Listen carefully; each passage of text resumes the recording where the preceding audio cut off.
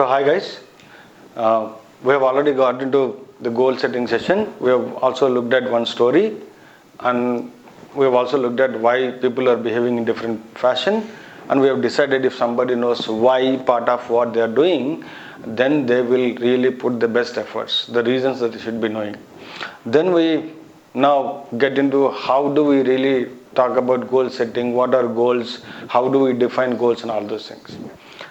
For example, if I say that I need to buy a bike or I need to buy a car, I want a bike, I want a car, I want a promotion, I want this, I want that. Do you think those are goals? I call them dreams. Those are not goals. So there is a specific way for us to define what goals are. There is a very specific way that we need to define. For doing that, there is a framework called SMART. Have you ever heard about this framework? SMART. Each of them has some meaning. That's an acronym, right? If we look at the full form, S stands for being very specific. Being very, very specific. S stands for being specific. M stands for measurable. Whether goal is specific or not, whether your goal is measurable or not. Then A stands for achievable. Whether your goal is achievable or not. Then R stands for realistic. Whether your goal is realistic or not. I'll talk about examples for it. Last one, very important one, is whether it is time bound or not. Now these are the 5 different qualities, 5 different features of any goal setting statement. I'll tell you, for example, I have a beautiful story for this. There's a funny story.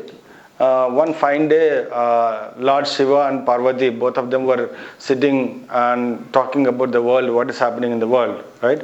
There was also a disciple, great disciple, where Shiva also likes a lot, right? He was on the face of earth and he has been doing a lot of pujas every day, right, in the morning and evening hours together, and he became very close to Shiva. It's like, if you go and ask Shiva, who is your best disciple, he will name this guy. That kind of a situation. He never asked anything to Lord Shiva so far, but one fine day he fell in love with a beautiful girl. Then this girl wanted to actually roam with this guy across the cities and parks, all blah blah. The story is much better than that. And then she says that, no, why don't you have a gadi, right?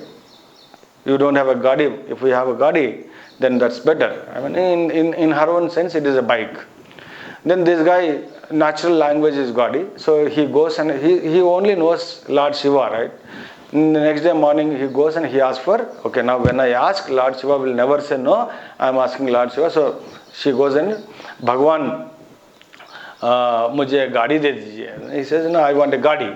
Then 1 day, 2 day, 3 day, 4 day, he continues to do a lot of pujas, but he never gets that. Sometime later, he starts thinking that, okay, now I've been doing a lot of pujas to Lord Shiva. Is he there or not? If he would have been there, he must have given me that whatever I want. I never asked. This is the first time that I'm asking. So he gets the doubt. Finally, as all Telugu movies or Indian movies, a lot of picturization happens around. Similarly, this guy goes to the temple and starts hitting his head.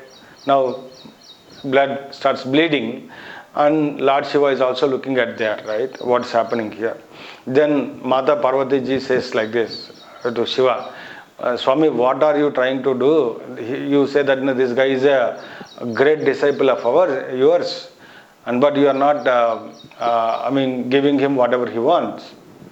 Then Lord Shiva says, look at here, Parvati, I have made everything available. He asked me for gadi. Now rail gadi se bail gadi tak sab kuch ready hai idhar. And I have everything right from rail gadi to bail gadi. But I am not sure which one should I give. He is not specific about what is he asking. Then Parvati says, Swami, give something to this guy. At least, save that life. I am not able to see that, he is bleeding a lot. Then he says, Thadastu, and then bail gadi chala gaya udhar. So which means the bullock cart has gone there. So when you are not specific in your goal, this is what is going to happen. Similarly, measurable, right? You need to be able to measure whether it is with the time or whether it is money, whether it is something else. For example, I want to have a bike. Which color bike, which brand, what is the capacity, right? You need to be very, very specific about that and say how much it is going to cost as well. That's about measurable. And also how far you are from reaching the goal, that is also under measurable. For example, now I live in Hyderabad. If I need to go to Bangalore, for example, I need to be measuring my travel distance, right? 600 kilometers, 700 kilometers. How long I should actually travel in next 4 hours, 5 hours kind of a thing based on what time I want to reach Bangalore. Same thing, it is achievable as well. Is that achievable or not, right?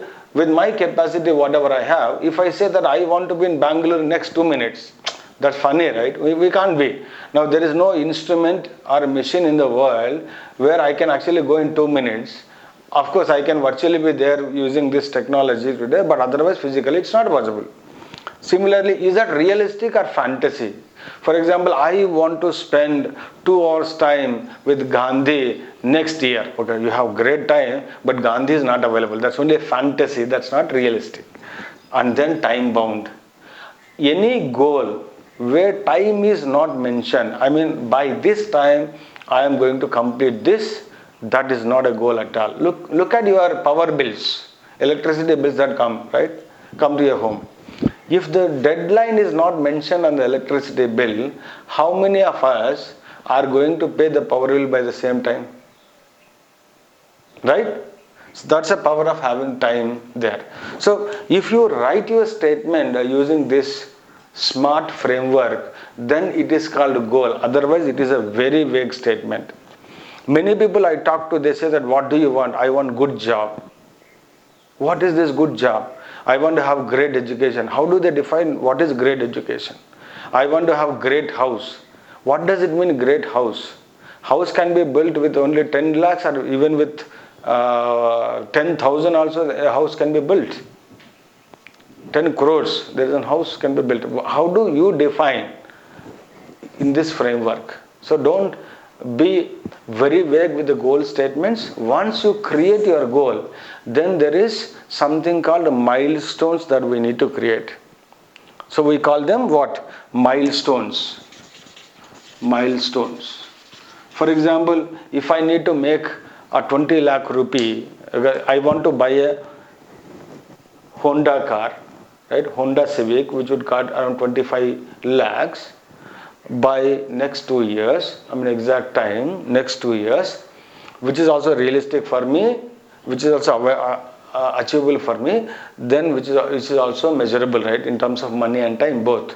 Now milestones, then I will define by next 6 months I will save so much money, and then by next 6 months I will save so much money, next 6 months I will save so much money. Those are all milestones. So in terms of accomplishing some task, right, in terms of accomplishing some task. For example, now I am making these videos. So if I need to make 100 different videos by the end of this month, then how many videos I should be completing by next 10 days, thereafter next 10 days, and thereafter next 10 days. Those are called milestones, right? So now focus should be on reaching milestones. If you are missing out your first milestone, then everything is gone. That's about SMART framework and milestones. In my next video, we will also talk about what makes us failing in achieving goals, right? Why do we fail in achieving goals? And we will also discuss what is the strategy that we can apply so that we don't fail in achieving goals. Thank you so much. By next video, please also come up with your own goal statement so that next 2 topics that we have will be very, very powerful in applying those learnings. Thank you so much.